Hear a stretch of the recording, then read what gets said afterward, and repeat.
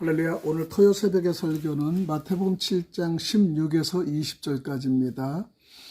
마태복음 7장 16절. 그들의 열매로 그들을 알지니 가시나무에서 포도를 또는 엉겅퀴에서 무화과를 따겠느냐. 이와 같이 좋은 나무마다 아름다운 열매를 맺고 못된 나무가 나쁜 열매를 맺나니 좋은 나무가 나쁜 열매를 맺을 수 없고 못된 나무가 아름다운 열매를 맺을 수 없느니라. 아름다운 열매를 맺지 아니하는 나무마다 찍혀 불에 던져지느니라. 이러므로 그들의 열매로 그들을 알리라. 할렐루야. 오늘 본문을 통해서 그리스도는 왜 다시 오시는가 설명을 드립니다. 그의 열매로 그들을 알지니 가시나무에서 포도를 얻는 엉겅퀴에서 무화과를 따겠느냐. 이와 같이 좋은 나무마다 아름다운 열매를 맺고 못된 나무가 나쁜 열매를 맺나니 좋은 나무가 나쁜 열매를 맺을 수 없고 못된 나무가 아름다운 열매를 맺을 수 없느니라. 아름다운 열매를 맺지 아니하는 나무마다 찍혀 불에 던지니라. 그러므로 그의 열매로 그들을 알리라. 본문이 귀에서 2번 올려드렸습니다. 그리스도가 오신 것은 즉 초림 기본이고 원리인 것입니다.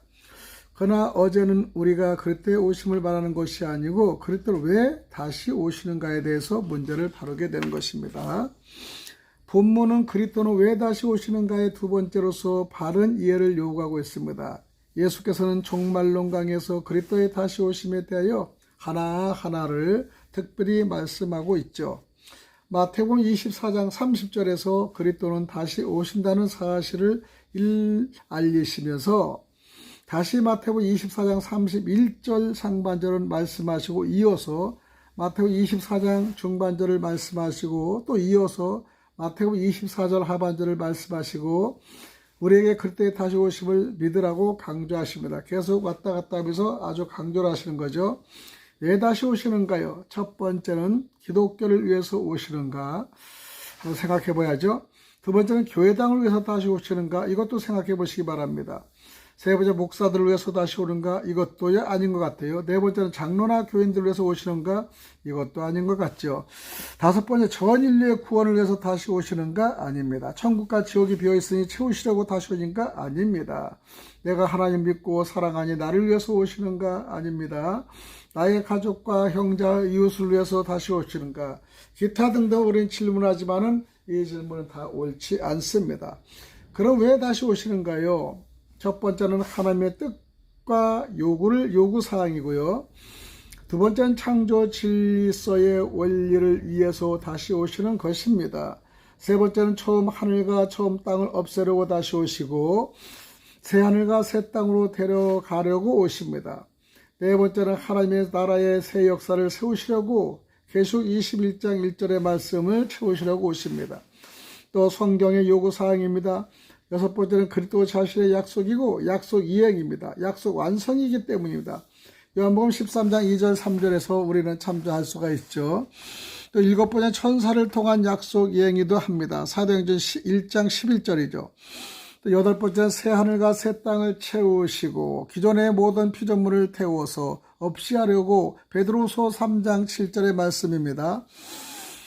그래서 우리는 기타 등등의 우리가 이유로 오시는 거예요. 목사가 꼭 알아야 할 4천 종류를 우리가 알아야 하는데 우리는 피조물이고 예수 그리스도 안에서 참된 하나님의 백성이 되었으니 그 누구도 이 문제에 대해 초를 쳐서는 아니 된다는 것이죠.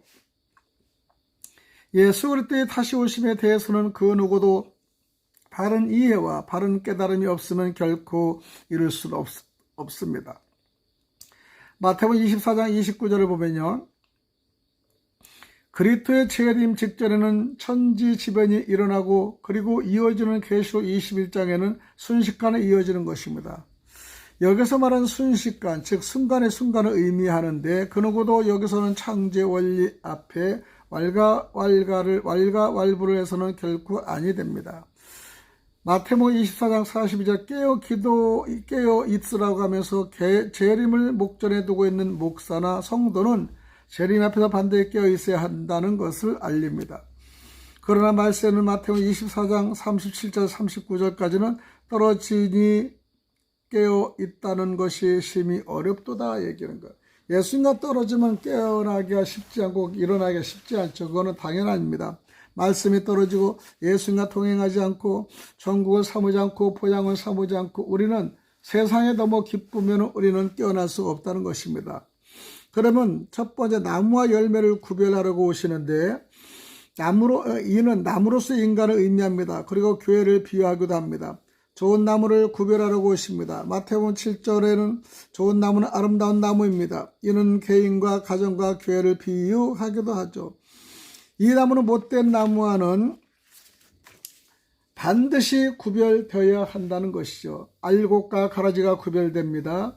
좋은 나무와 나쁜 나무는 반드시 구별이 되어야 합니다. 그럼 왜 그런 것일까? 그것은 각기 가는 길이 다르고 목적지가 다르기 때문입니다.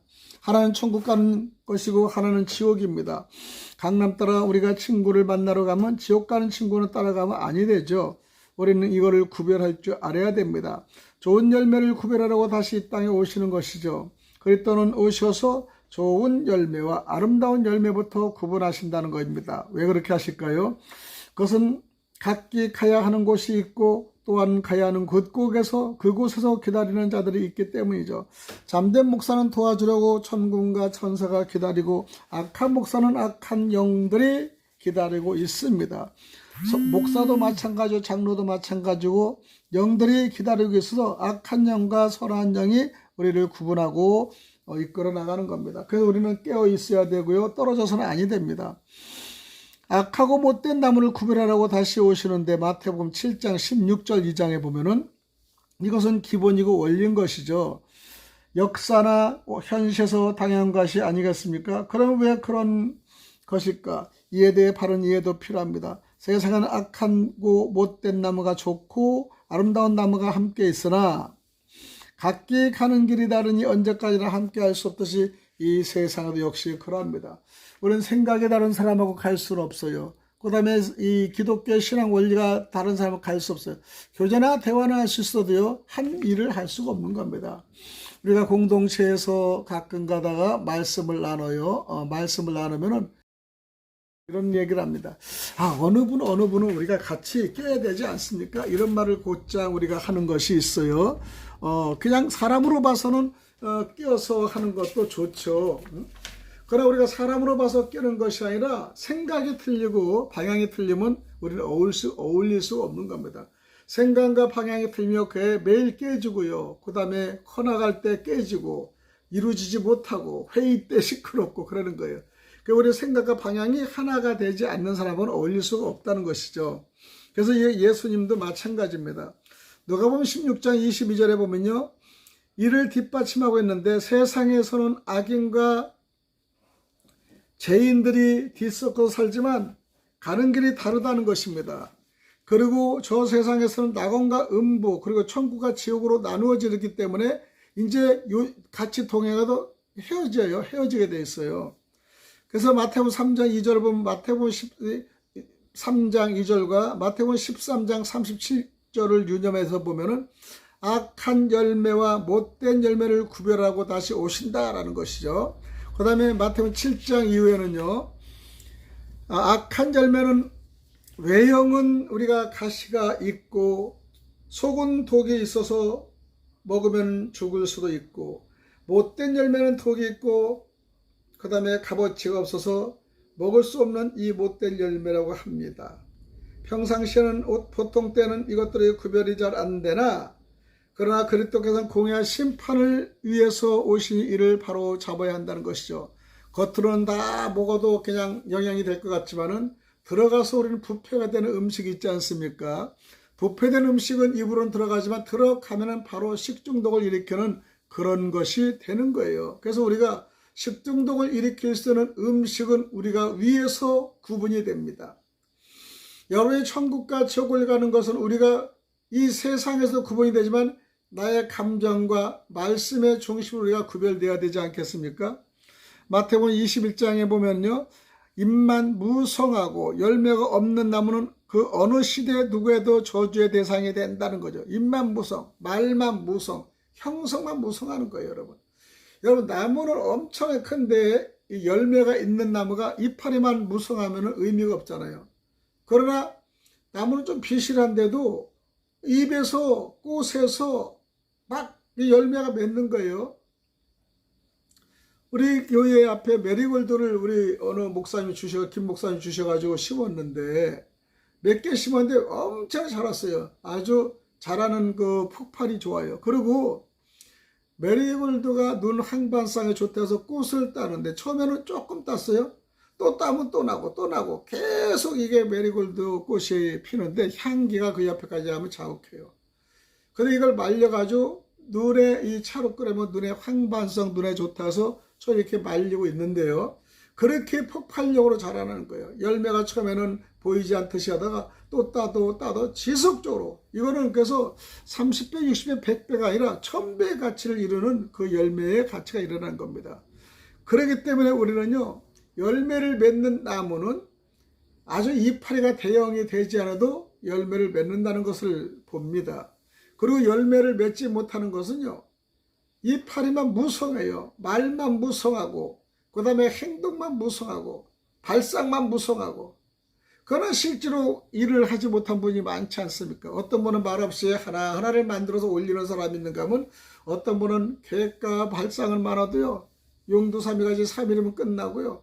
그리고 또 계획은 잘해요. 그러나 만들어 보지 못해요. 해결하지 못합니다.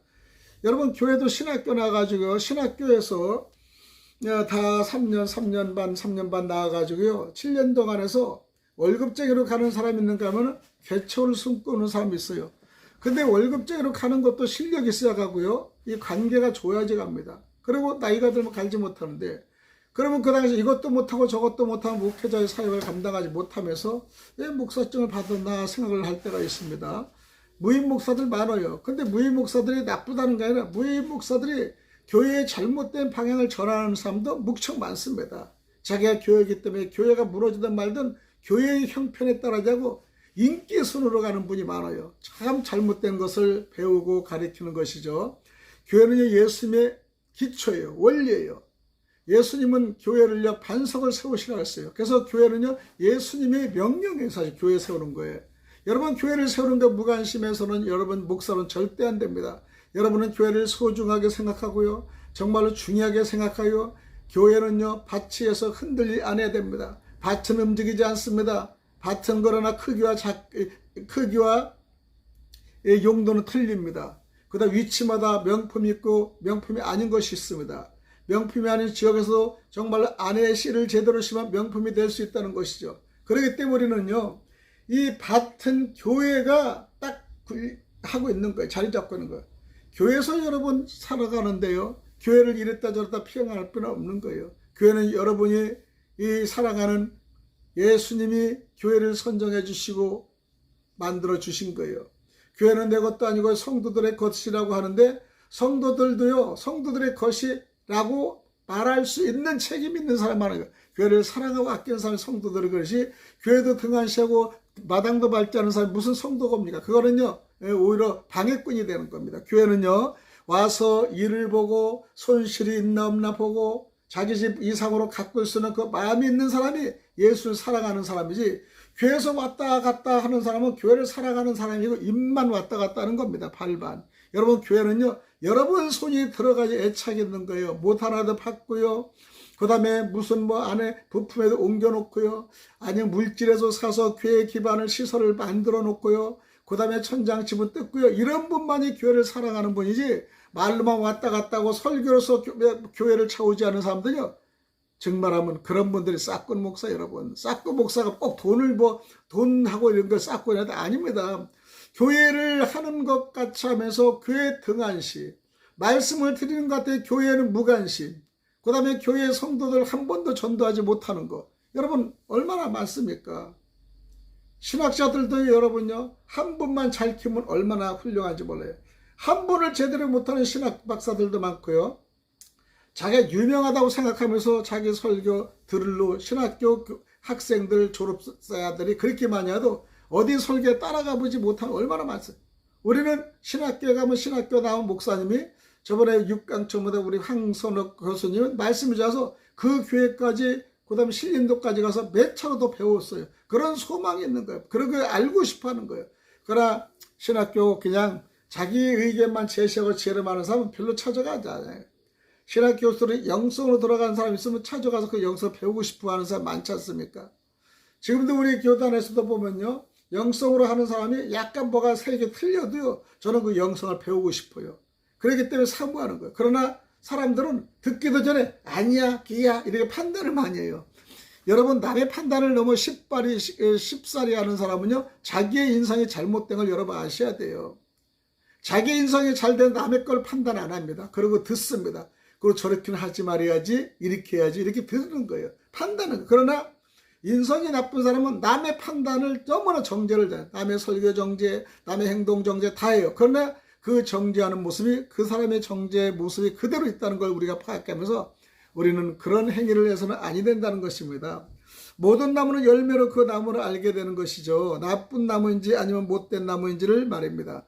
통상적으로 일반적일 때는 전혀 다르게 열매를 거둘 때를 보면 그 나무를 알게 되는데 교회나 목사나 교인들 역시 결코 예는 아니겠죠. 두 번째는 우린 진실, 거짓과 진실, 가짜와 진짜를 구별하라고 오십니다. 우리는 가끔가다 우리 교회 목사도요, 가짜 진짜를 말씀 많이 하시는 겁니다. 가짜와 진짜는 성경적이지만은 이것이 또 함부로 말하기 쉽지 않아요. 너희들은 가짜, 나는 진짜라고 하는 거와 똑같은 얘기거든요. 그냥 본인이 가짜라면 진짜라고 할 수도 있는 거예요, 여러분. 그래서 가짜와 진짜를 말을 함부로 써서는 안 되는데, 예수 그리스도는 의로우신 재판장이십니다. 예수만이 가짜와 진짜를 구분하죠. 예수는 의로우신 재판장입니다. 그러기에 그는 그냥 오심이 아니고 심판하려고 다시 오신 겁니다. 가짜와 진짜를 구분하는 거예요. 그는 오셔서 기독교인과 인의 가짜와 진짜를 구별하십니다. 마태복음 3장 12절입니다. 거짓과 거짓이 아닌 자를 구분합니다. 진실을 구분하는 거죠. 그래서 우리는 재판을 받으면 오늘도 이재명의 구구절에 뭔가를 재판을 받는데 단식을 하고 가는데 단식도 지금 가짜로 하고 있는 것을 많이 유튜브를 봅니다. 단식하는데 행위 자체가 잘못된 거예요. 모습도 잘못되고 쉴태고 온다고 뭔가는 계속 먹고 그리고 비우고 옛날 우리 단식하는 건 뭐 정강 목사님이나 다른 분 목사님이나 아니면 한교안 씨 하는 것마다 단식 그렇게 안 하잖아요. 단식이 보기에는 심령이 없는 거야. 여러분, 단식은요 정말 국가 대세와 하나님과 나와의 대세 뭔가를 큰 핵심을 할 때 자기 결단하는 건데 이건 물만 먹는 겁니다.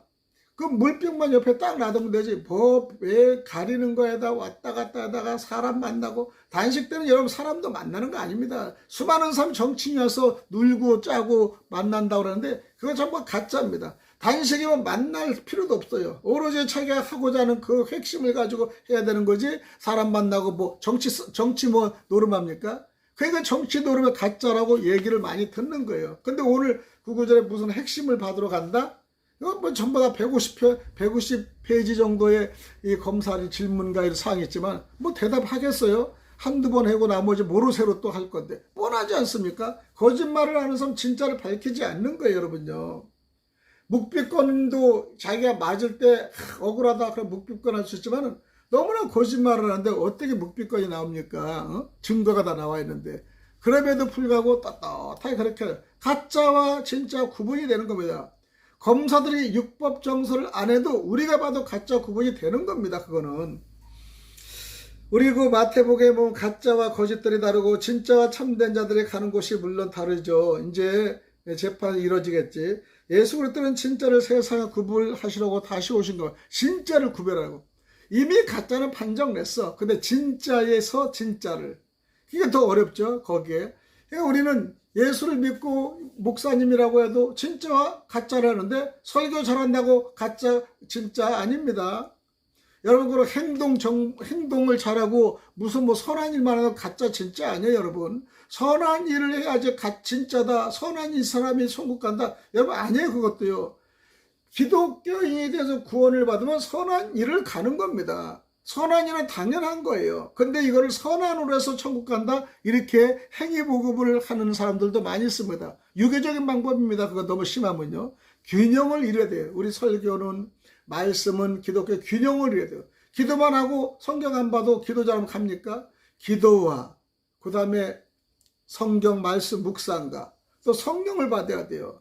또 너무 성령하면 귀신놈 같아요. 너무 성령하면 여자들 분들 보면 귀신놈 같아요. 이것도 옳지 않습니다. 말씀은 무시해요. 기도 무시해요. 예언가 막 이런 걸로 해요. 그거 점쟁이지 무슨 저겁니까? 그러니까 우리는요, 몸이 있으면은 몸과 영혼이 살고 몸을 살기 위해서 이 음식을 먹으면서 소화력을 해서 균형을 맞추고 또 병들면 약을 먹고 잘못되면 수술돼서 균형을 맞춰서 이것이 다 하나가 되게끔 만들어 나가는 겁니다. 우리 뭐가 옳다고 너무 강조하는 사람은 그분이 가짜가 있을 수 있어요. 저는 그렇게 봐요. 항상 뭔가 한 가지 옳다고 하는 사람은 그분이 아직 멀었다 생각하는 거예요. 여러분 어릴 때의 5살의 그 고집과 12살의 고집과 그 다음에 이 초등학교 고집과 중학교 고집과 대학교 고집 변화가 돼야 되는 거예요. 생성이 돼야 돼. 그런데 매일 초등학교 고집을 가지고 이루는 거야.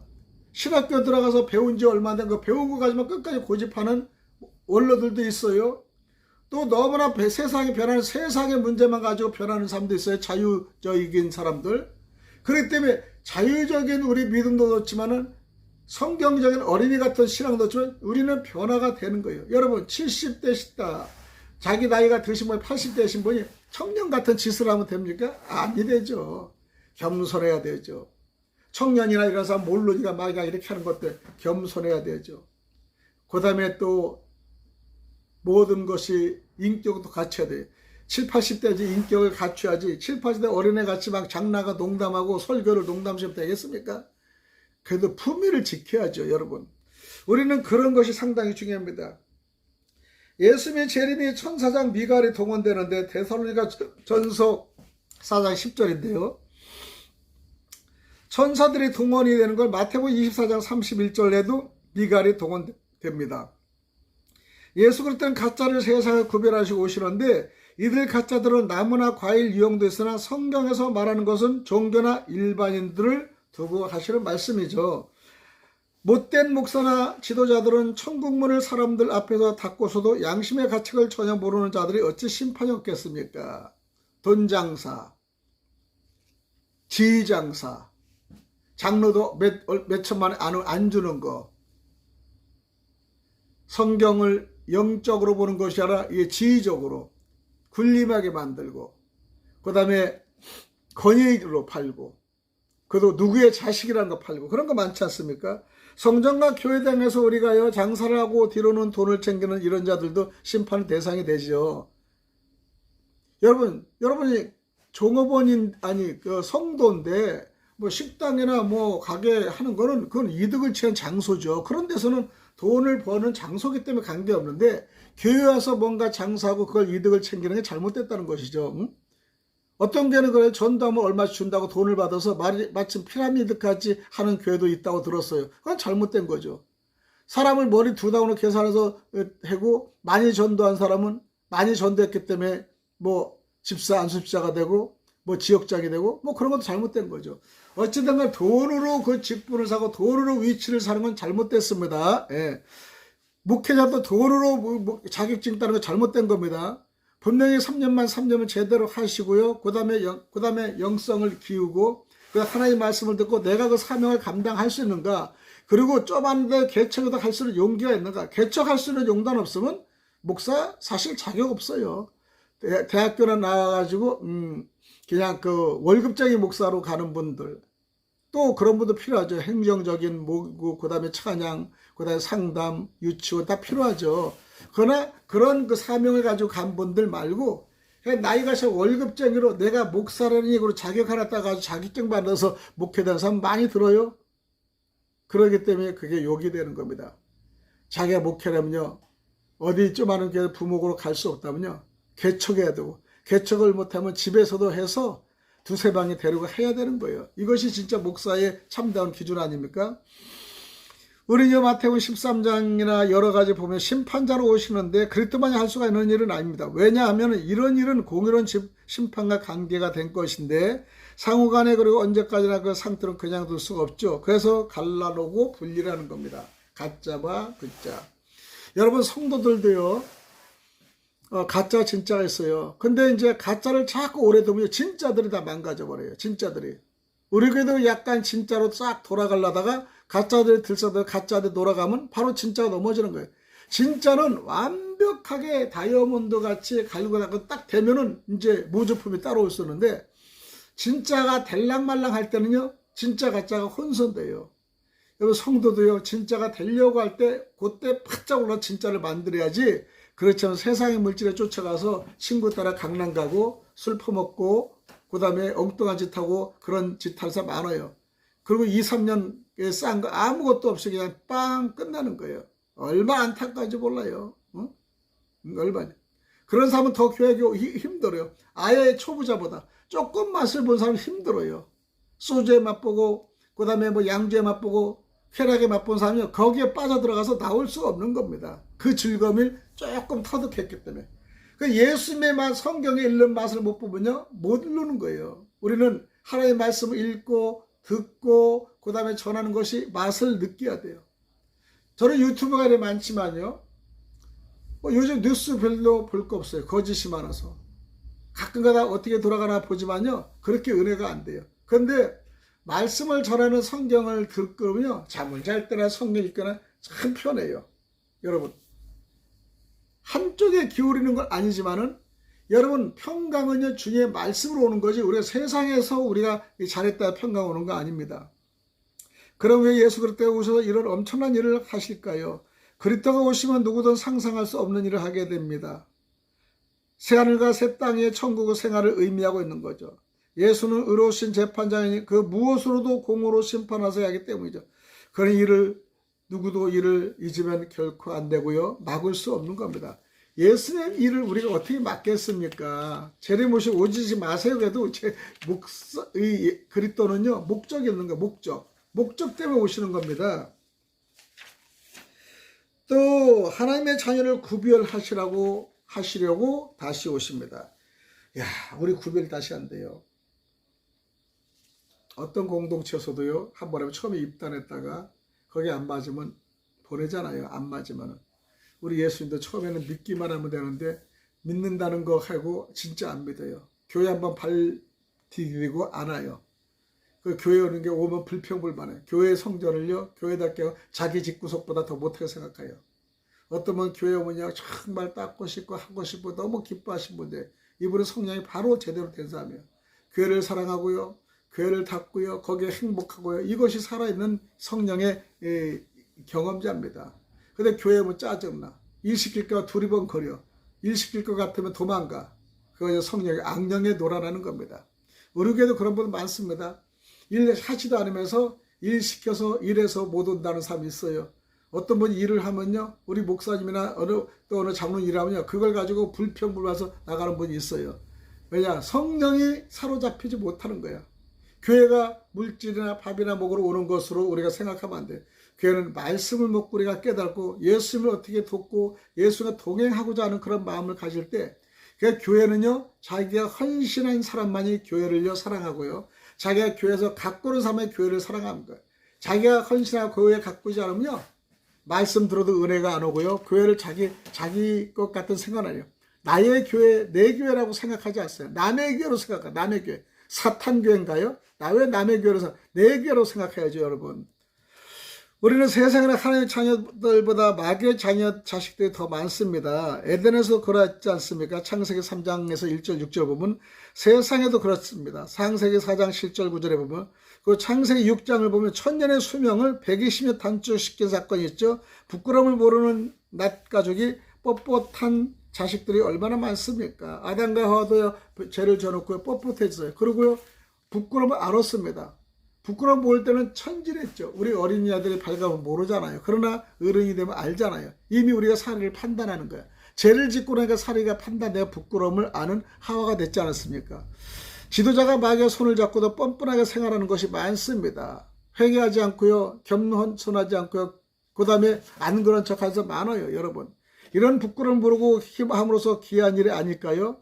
천하에서 가장 부끄러움을 모르는 자는 하나님을 믿지 아니하는 자들입니다.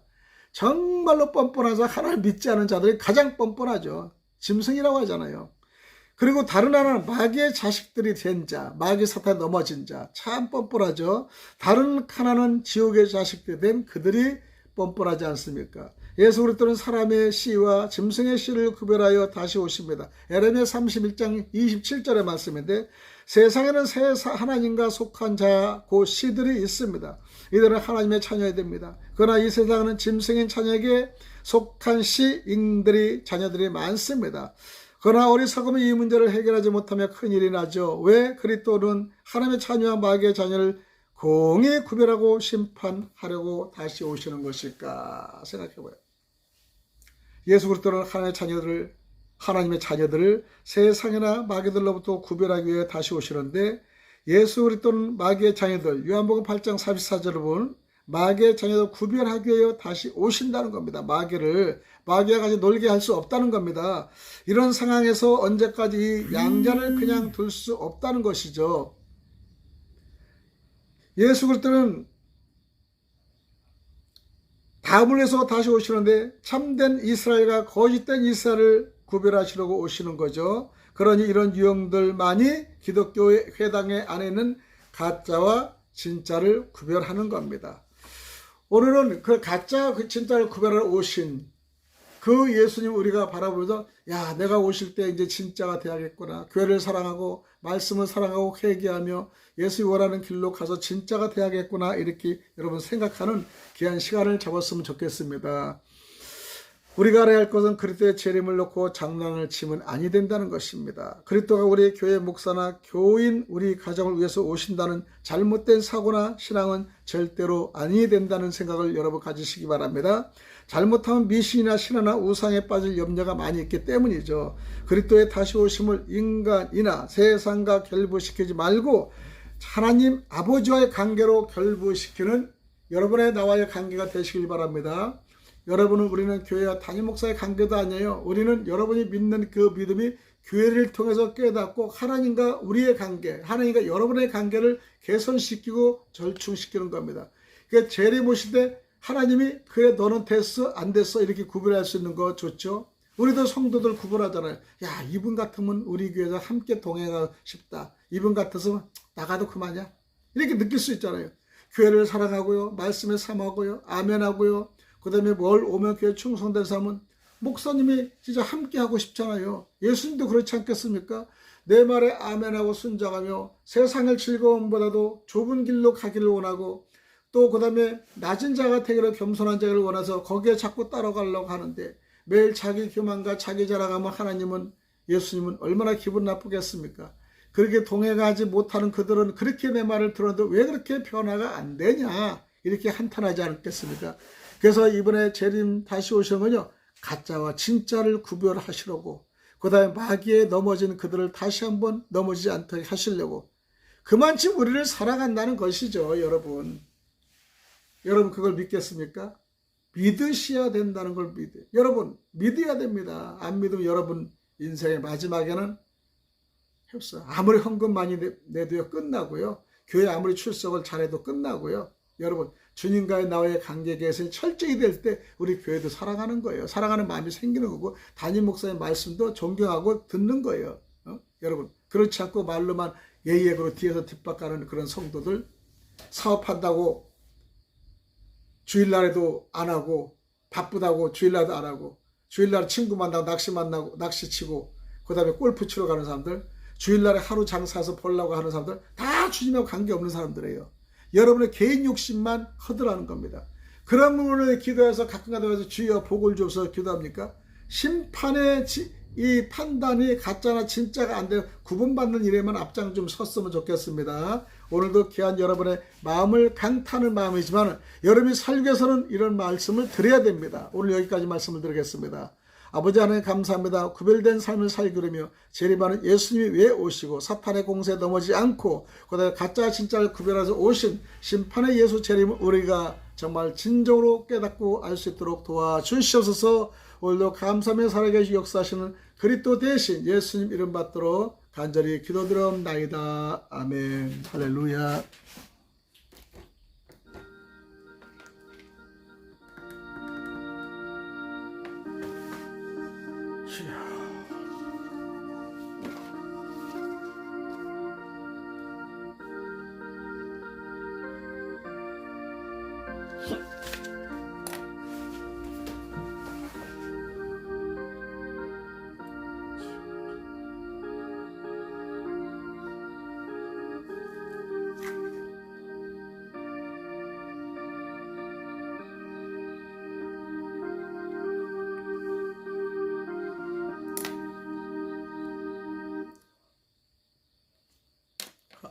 다음 시간에 뵙겠습니다. 샬롬.